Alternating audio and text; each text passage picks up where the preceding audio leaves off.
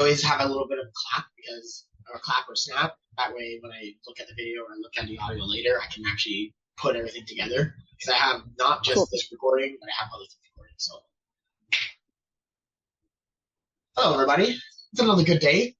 I have with me right now a person, a lady, somebody that can do what everybody else can. However, have you ever done it suspended in the air?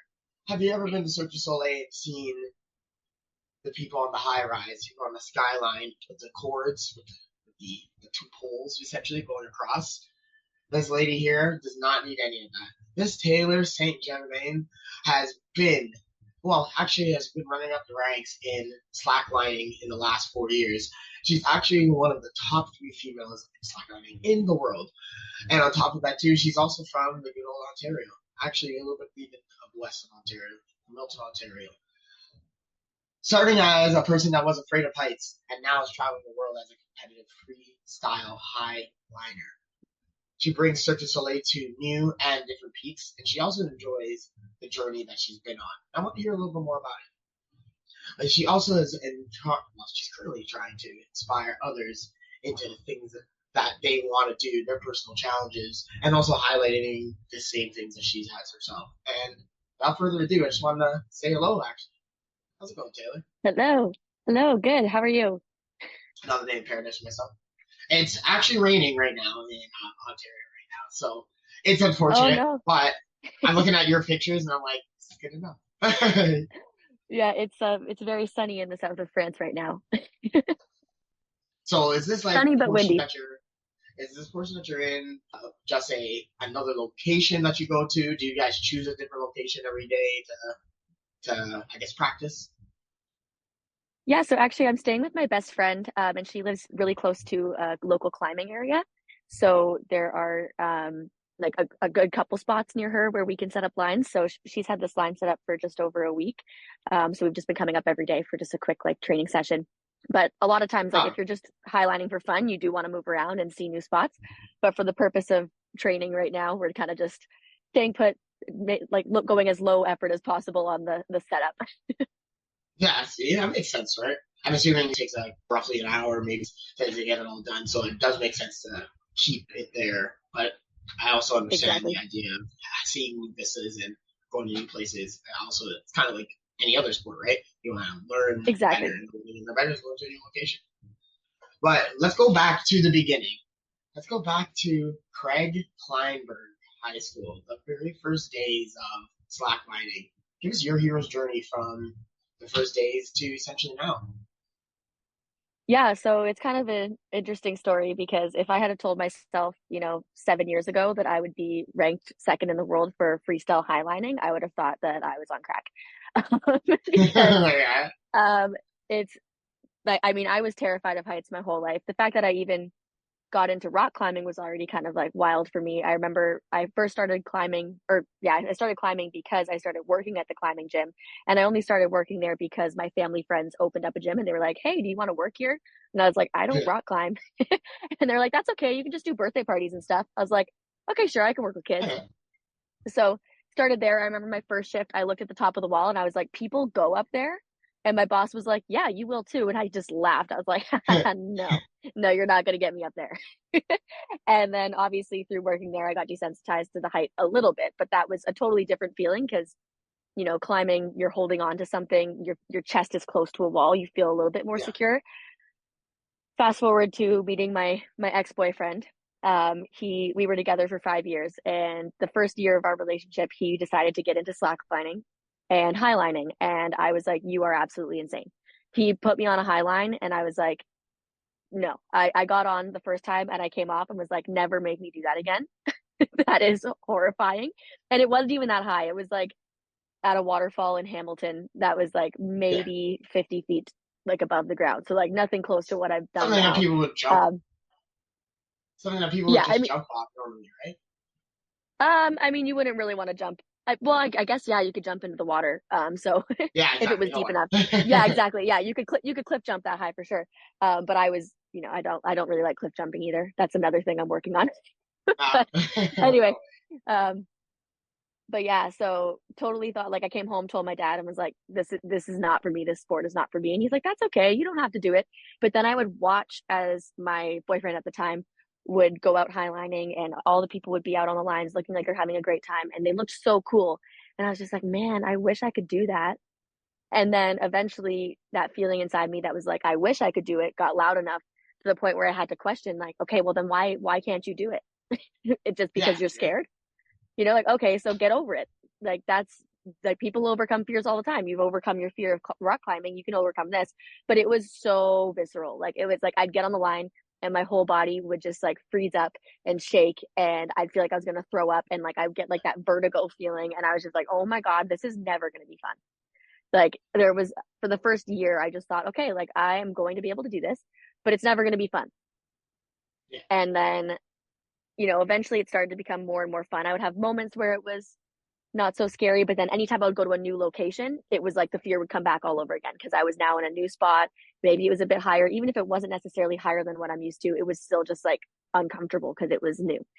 Um, so it was a lot, like it was a long journey of, every time I would tie into the line, I would just be like, why are you doing this? Like, no yeah. What's one's going making you do on? this. Like, why do you feel like you need to do this? What's wrong with you?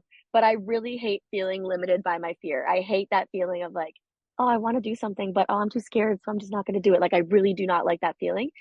And that applies to so many other areas of my life. So I was like, okay, if I can do it in this like really real, like physical sense, then how many Yeah, other ways can I overcome limitations? So it was really just something I didn't give myself a choice in the matter. And I really just thought that I was going to do it just to get to the point of overcoming that fear of heights. However, I got into freestyle highlining because my boyfriend at the time, he had injured himself. He was rock climbing and like dislocated his elbow right at the time when there was an online freestyle competition starting. And he was so excited to compete in that competition. And then he got hurt. So he looked at me and he was like, you need to it's compete. up to you. And I was like, what? I was like, I don't know how to freestyle highline. I just walk and I'm not even good at that. So it's like, what do you mean? And he was like, I'm going to teach you. You're going to learn.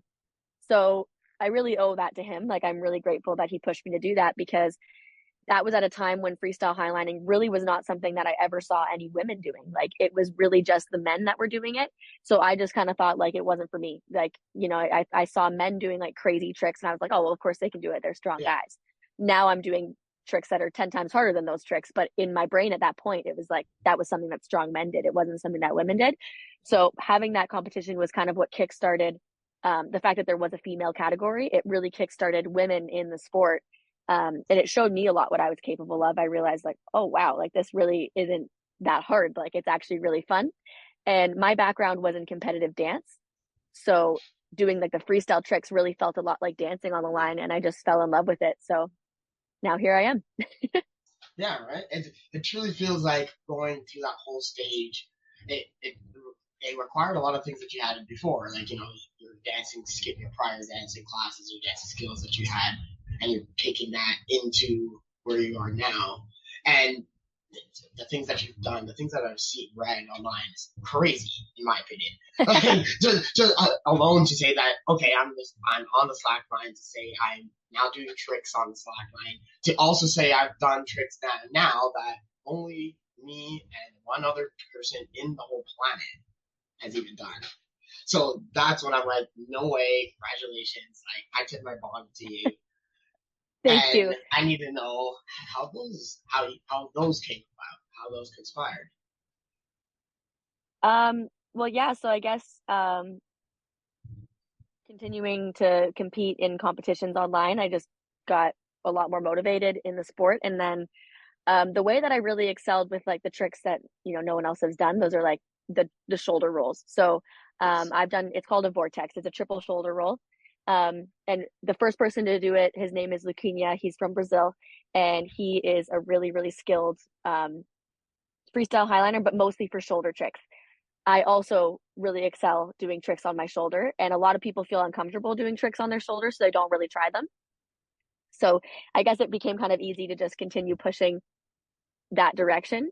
Yeah. I don't want to say it was easy because it wasn't easy, but it's definitely cool to, be one of the first people in the world to do something and then now that since I've been doing more shoulder tricks and stuff, I think it's inspired more women to do shoulder tricks as well. So now there are more and more women doing the similar things. Still, nobody has repeated a vortex, but like double shoulder rolls, I've seen a couple other women do them now. So that's been really cool. That's again, my goal is just to inspire more people to do things. I know I'm not going to be one of the best forever, but I hope that Yeah. I can show people that you can, have fun, push your limits. And also like I love the feminine style of like we can look really pretty when we do it. It's like dancing. It's not like men that are just more like burly, like rah, throw your body around and land Yeah. stuff. Yeah. Like we can have a bit of that too, but we also have grace. And I think that that's definitely what I want to inspire people with. When I was watching the documentary show movie that you actually were in, I was complimenting that as well in my head. I was thinking, man, these are like you're dressing really nice for people that are just going slacklining, right? Yeah, I try to put the style in freestyle. Yeah, Today I'm exactly. wearing a nice long dress, so it'll be blowing in the wind because it's super windy today.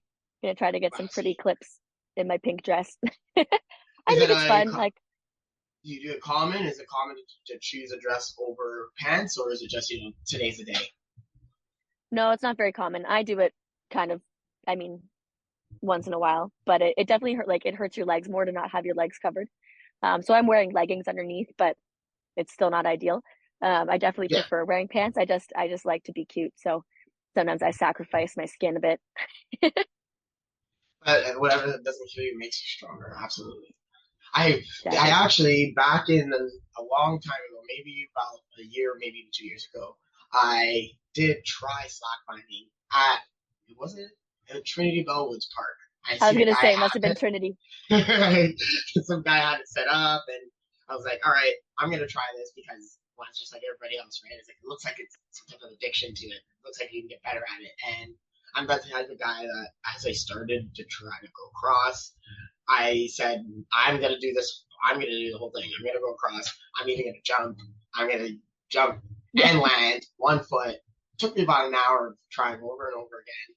But after I felt so good because I was like, I can do this. Like, I can do this.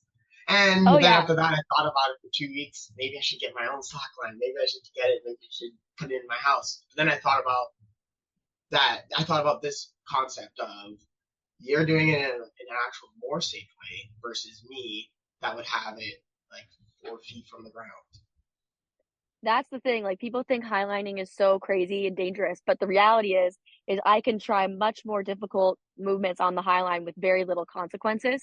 Whereas when you're doing something in the park above the ground, like the ground sucks. Yeah, You could break actually, your the neck. ground sucks. You can really hurt yourself on the ground. I'm falling into the sky when I fall on a high line. I'm not hitting anything. So it's even like people think it's so much crazier than rock climbing, but as someone who's also a rock climber, this is much safer. Like when I fall on a high line, again, I'm not going to hit any rocks. When I'm Yeah, falling and I'm exactly. climbing, there's Thank like you. you can smash right back into the wall. Like the distance of your fall totally depends on your belayer. Whereas here, like the length of my leash is the length of my leash. That's as far as I'm going to fall, and I'm not going to hit anything. So it's actually for what people consider an extreme sport. It's actually quite low impact. Yeah, it's actually like a safe bet. So Yeah. the question then is, how do you get into it? If I said right now I'm standing in front of you watching you do this, and I say, hey, how do I get into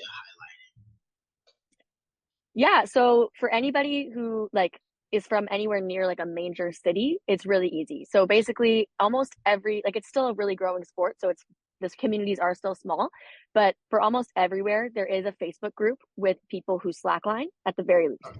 highlining? Highlining is a little bit harder because it kind of depends on, the ability to rig lines and that depends on the landscape around you. But slacklining for sure, it's all over the world. So in Toronto, for example, like you can just look up the Toronto slackline community on Facebook. There's a group that you can join. Then you can reach out there, and the local people will be happy to teach you everything you need to know. So we're usually very, very welcoming to beginners. We're trying to grow the sport. That's the biggest motivation right now for me is just like to inspire people to do this. It totally changed my life. I think it could change a ton of people's lives. Um, it's so good for your overall fitness, mentally and physically. So I really love when people ask to get into it. I'm like, yes, join the cult. Like, Yeah, right. Jonah. so yeah, Come join us. So usually it's very easy. You just search up, your community, like, so we got whatever city and look up slackline and you'll usually find the group on Facebook. People will welcome you.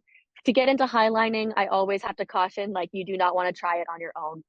It's not something you just want to go and set up by yourself. You want to make sure that you've gone with people who know what they're doing when it comes to rigging the lines, Yeah, just because there are a ton of risks you might not think about when you're just setting it up for the first time. And you definitely want to make sure that you know what you're doing when you're suspending yourself, hundreds of feet in the air. yeah, absolutely. No, I'm not. I've also noticed that there is slacklining in the winter. Is there like a difference in like is it better in the winter because it's easier, or is it like, or is it just cooler? Or It's just because it's winter and you want to keep training. yeah, I was just saying So, why not? I mean, yeah, I don't prefer slacklining in the winter. The one thing that I do like is highlining when there is snow, like when it is snowing. Because when you bounce on the line, it kind of like the snow pauses in Yeah, time. Like as you're moving down, it kind of feels like it's freezing. And then when you move up, it looks like it's moving faster. So it is kind of like trippy to like bounce when it is actually actively snowing. But I mean, other than it being pretty, it kind of sucks sometimes in the cold. Your feet get yeah, cold, your hands get cold. I don't prefer it, but I still do it because, winter happens in Canada. And if I'm in Canada during the winter, I still want to slackline. So we'll go out. But yeah. I mean, Why it not, can be right? fun. Like sometimes we'll like have a little fire and stuff. So it's kind of fun, but I definitely prefer the summer when you have longer days too. Like you can stay out until 9 p.m., get like that nice like sunset session later in the Yeah, day and it doesn't get cold. That's my sunset favorite. freestyle. Oh yeah, love it. Do you happen to have a location both internationally and locally that is like a favorite or places this is a great place to go? Yeah, so locally we go to Alora. That's kind of my favorite place to go just because there is a freestyle length line. So like freestyle lines, you typically want to be around 70 meters. So different spots have different lengths of gaps. That's something you obviously can't control. It's a Okay. landscape. So Elora has a good 70-meter line. It's kind of where I first started. Like when I first started highlining, that was one of the spots we would go to all the time. So it kind of feels like a fun, like it's nostalgic for me to go there for sure. And it's cool because it's very like touristy. There's tons of people always coming by. And like I said, I really like to grow the awareness of the sport. So I really enjoy when people come by asking questions. Um, Internationally, I can't even pick. Like, I've Yeah. been to so many incredible locations and I love them all for different reasons. There's one place in France that I was staying for a week last fall and it's called Lac du Sauté. And we rigged a bunch of parallel freestyle lines just over a lake with like a clay bottom. So it was like you would high line, go swim in the lake, lay in your hammock, read a book, go back on the line, and it just felt like life was moving in slow motion there. So I would say that that place has a special place in my heart. But it's not like, I mean, it was beautiful too. There was like mountains all around. The lines themselves weren't very high because they were just over a lake, but like it was really gorgeous, and that was near like Grenoble in France. So yeah, closer. Yeah, it was just. I'd say that's my favorite place, but I've only spent a week there, unfortunately. Sometimes that's all you need when it comes to a place, right? You just Oh have yeah, so much good memories, so much good times. You're just like, I remember this place forever. yeah, it'll be in my However, heart though, forever for sure. I'm curious to see about the length. You said the length of the lines. What difference does it Yeah, make from like a 40 to a 70 to a 100? yeah. So you got to think like the line is like an elastic band, and if you had an elastic band that was really short, it would only go like the amplitude of its bounce would be pretty small, right? But the bigger it is, the bigger the amplitude of how up like far up and down it can go. But there is obviously a limit to that because eventually the webbing itself becomes so heavy that it's really hard to control. It's really hard to get any good pop with the bounce. So 70 meters is kind of that sweet spot where you can get a really large amplitude with still being able to like pop the line so that you can get that kind of power you need to do some rotations. So the question is, I'm assuming that that's like that sweet spot is a more general, easier spot, and then as the numbers get higher, it gets gradually harder to do tricks or to go through it, things like that. Yeah. Yeah, so if you're doing tricks like I mean, I've done tricks on 90-meter lines and it can be fun for sure. Like you definitely can do certain tricks, but there are some tricks that actually are impossible on lines that are like over 80 meters long, you know?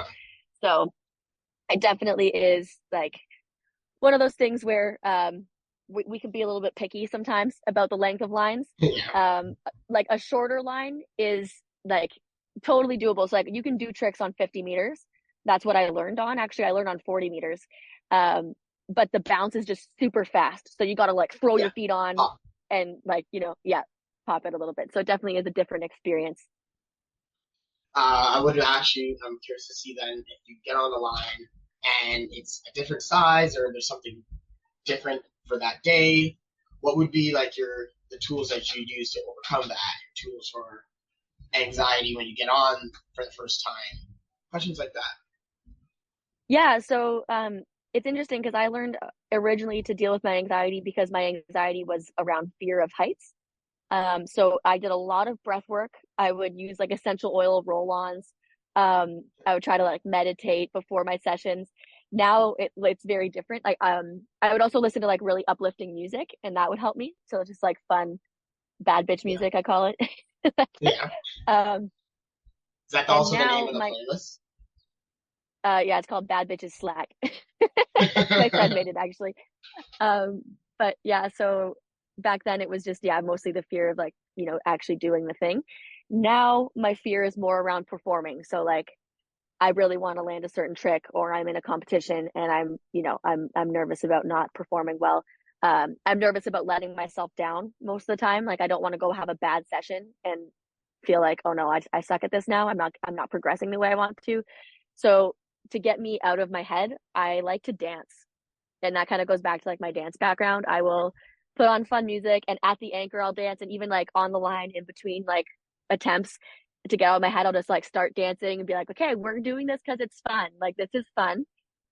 Like we don't have time for Yeah. anxiety here. Like this is something that I'm doing because I enjoy it. And yes, I'm pushing myself and I do have, certain goals, but that's not like the main goal is to learn about myself and to inspire more people to do this sport. And I don't need to necessarily be performing at my best every single day to be doing that. So, I'm assuming that it requires a lot of self-discipline and a lot of reinforcing to do a lot of the things that you do on a daily basis. yeah, definitely like the mental strength aspect of highlining has been one of the biggest challenges, but also the biggest blessings. Um, I have learned how to override my brain pretty well.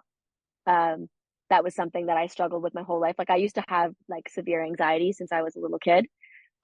So learning that kind of like mental endurance has been pretty huge. Like, there's times where I'm just like, I don't feel like training today. I don't want to do it. And I'm really good at just being like, no, you're going to feel better once you do this. Yeah. And that's the same tool that I used when I would get out on the line and be like, I don't want to stand up. I don't want to stand up. I don't want to stand up. And I'd be like, just do it.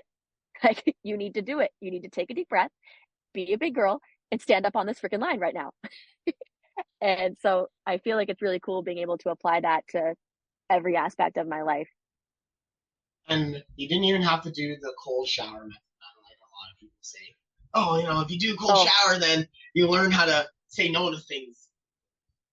oh yeah. No, I hate cold showers still. Sometimes I force myself to take cold showers, but I'd rather jump into a cold lake. But is there that I is will there do. any like is there any misconceptions about highlighting and slacklining that people say all the time that just simply isn't true? Yeah, I mean, like a lot of people they don't understand that it's actually really safe. They don't understand that we have fully redundant anchors and like lines, like we have a backup line underneath the main line so that if in the very unlikely event that something were to happen to the main line, we have a second line to catch us. Like it is safer than rock climbing, and people totally accept rock climbing as being like normal and fine and cool. Yeah. Everyone watched Alex Honnold free solo in that movie, Free Solo, and people think it's awesome. But then there's people that will watch us highline and think like, I had one woman be like, that is absolutely disgusting, risking your life in front of all these people one day when I was at Alora. And she didn't realize that I was one of those Yeah. people because I was walking by as she was walking away from my friends and I had like just gone to my car to grab something. So I stopped her and I was like, Yeah, excuse for me, me. I just want to let you know, like, we're not risking our lives. It's actually more dangerous getting to the highline spot in our cars than it is getting on the highline itself. We would not want to, potentially fall to our death in front of your child. Like, that's not what we're doing here. If you have questions, like, ask questions, but don't just make assumptions. Um, the other, like, really common misconception that we get is just like about extreme sports in general. And it kind of makes me laugh because a lot of people, like at Alora specifically, I'll be like, I'm one of the few women that go out in Ontario, in our crew. Yeah. For a long time, I was the only woman going. So it would just be me with like a bunch of dudes. And people would walk by and they'd be like, "Are you all doing this?" Because obviously we have to take turns on the line. So we're all Yeah. just sitting there at the anchor watching each other go. And, I'd always get like, I'd be like, "Yep, yep, we're all doing it." And then there's the look towards me and like, "Even Me you?" too. And then my friends would be like, "Actually, she's better than all of us at this." I'm like, "Yep, yep, Yeah, even I me, the did little girl. it. Yep, I'm out here doing it too. I'm just a little girl." But so I really, really love when I am on the line and little girls walk by, because I love showing them, like, I love thinking that their first image of a highline is a woman on it. Because Yeah. I feel like for me, the reason why I had so much resistance to doing sports like this was because I just felt like men did the scary things. Men were the ones doing those like extreme sports and putting themselves out there. And I want girls to just not even have that in the back of their mind at all. Like, I really want to change the paradigm that like women are just as badass as men. And there are no sports that are specific to men, especially a sport like this that is totally like Yeah. not dependent on your size and your strength. Like, it really is just your balance, your coordination, and your strength to body weight ratio, which as a woman you can just be just as strong as any man. Have you ever had any, I guess you could say potentially pop-up events, or maybe there's something that you're thinking about doing to raise more awareness Yeah. besides the norm? So, I mean, I haven't really done much other than like we would have meetups in the park in Milton every, like, I think it was like on Wednesdays, and I would set up a slack line for beginners so that people that came by could be able to try it. And that's definitely like, that was doing something, but not a lot. My big goal, like, I really want to be one of the people that brings highlining more into the mainstream. So I see myself doing like commercials for companies. Like, I totally could see companies wanting me to like wear their clothes on a high line and take a really dope picture or a cool video of me walking and bouncing and doing tricks with like Yeah. epic scenery behind me. Like, I don't see why that wouldn't be something that advertising companies, wouldn't want. I don't really know how to go about contacting these people, so I'm working on that. But I also want to do like, yeah, like pop-up events for like grand openings of, clothing stores or anything really, where I can just be on a slack line and do some tricks and talk to people and be like, hey, yeah, and then have slack lines set up for them to try. Um, that's really where I see it going. And I also want to create just like more fun content so people are engaged and entertained by it and not just like, oh, whatever, Yeah. someone's doing a crazy thing, and so that people can see themselves doing it too. So like being goofy and girly so that women look at it and go, oh my gosh, that looks really fun and cool. Not just, seeing someone doing Yeah. like a badass thing and thinking like, oh yeah, that's cool for them, but I could never do it. I want to, make it something that people can really put themselves in my shoes and be like, oh yeah, I can do this. Yeah. So They want to make, we'll as long see. as people see that it's easy, then they just want to do it more. I feel a lot of people think that it's like it's this, it's that, it's hard, it's complicated, but really, especially at anything, as long as you have a mentor, you're really good to go, right? I totally believe. Oh yeah, and it's really just you just got to put the time in, like it is a difficult sport, but just like any sport, like if you dedicate even like one day a week to practicing, watch your progression over like a couple months, like it's going to be you're going to have your mind blown. Like it really just takes deciding that you're going to do it, put the effort in, and anyone can do it. And I mean, I get that like it's not for everybody. Not everyone is going to look at this and be like, "Yeah, that's something I want to do." Like, I have a twin sister and I have tried for years Yeah. to get her excited about slacklining. It's never going to happen. That's okay. If she doesn't want to do this, that's on that. I mean, I'm not going to force it. That's totally okay. But I know that there are people out there who see this kind of thing and think, oh, I wish I could do that. But they think it's impossible. They think that there's something special about the people that do it that, that has led them to, being where they are. Yeah, There's nothing special about me. I don't have any talent really other than like, yeah, I have a background in athletics just because of competitive dance and stuff. So maybe that helps me a little bit. But like otherwise I had everything working against me. I was really scared, man. Like it's like I didn't want to be yeah, out there at exactly. all. So it's like if you have any desire at all to do it, you can absolutely make it happen. So I just really what I want to do is just show people that it exists and then it'll attract the people who it's meant to attract. So I think to end, put a ribbon on the whole thing, I want to know a little bit about the actual event, the World Championships that you're going to be going to next month, I believe, Oh right? yeah. July? Yeah, July 17th. So Absolutely. So July 17th, where can we see it if we want to see it online? Because that's, I'm sure not every single human being on this planet is going to be in, I think it's Switzerland. Am I right? yeah, it's in Switzerland. So it will be live streamed. I'm pretty sure it'll be on YouTube, but I can look for the link and I can definitely send it to you so you can Yeah. post it. But I'll also be, posting a lot about it on my social media as well. So on TikTok and Instagram. That way people can follow along. But yeah, it'll be really cool. I'm the only Canadian that qualified for the freestyle highline competition. So I'm really excited to represent. Yeah, um, absolutely. and then, and it's interesting because a lot of the people at the top are actually, my best friends. So, like my best friend who I'm staying with in France, she'll be competing as well. One of my best friends from the States, her name's Delaney. She'll be competing. So it's kind of interesting to be going head to head with people that I am so close with and I care about because I'll be super happy to see them on the podium. But of course, I want to be there at the top too. Yeah, exactly. As long as if there's space for everybody, and that's Yeah, how that is basically. However, you are literally one step away from being numero uno, so we have to always go for numero uno, of course. exactly. Gotta give it my all, and I'm gonna try very hard to not be upset if I don't win. I keep telling myself like it's just a really huge deal that you even get to go compete in a world championship Exactly. for a sport that you used to be afraid of. Like that's a big deal. Like if I had told myself when I first started highlining, when I was sitting there literally shaking and crying, like you're going to be going to the world championships for this one day, I would have been like, what? Like no way. So Yeah. yeah, I'm like, no way, I can't even stand up yet. I'm too scared. So, it's pretty epic. It's pretty cool. I'm proud of myself regardless, but I'm also really hard on myself. So we're going to try to balance those two, those two A emotions. work-life balance. Well, in that case, Exactly. Taylor, I think we've had everything that we got all the information I need to become at least the top 10 in slacklining and time. Perfect. But I believe. if you want to find any of her socials, it's super simple. It's Taylor underscore STG on Instagram and or TikTok. It is Tay up there, THERE on TikTok. And if you want to look at any of those crazy videos, you have to watch every single one of them. It's the only way. You can't just watch one. You gotta watch everything. Thanks. Yeah, I know it kind of gets you sucked in especially when you've never seen the sport. You're like, wait, what? Wait, Yeah, what? no way.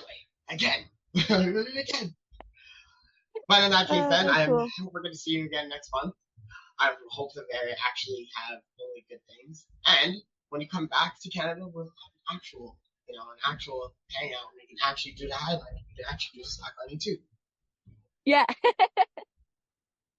great. All right then, Kayla. Thank you very much, and I hope to see you again in the future. Absolutely. It was great to chat with you. All right, no Have a problem. good Yeah, one. Bye. that's it.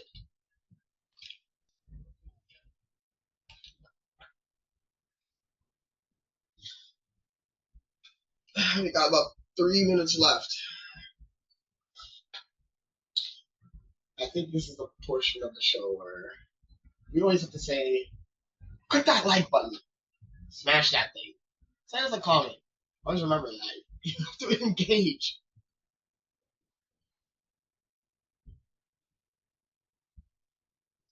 So this episode is going to be about being not afraid of heights. Really high thing.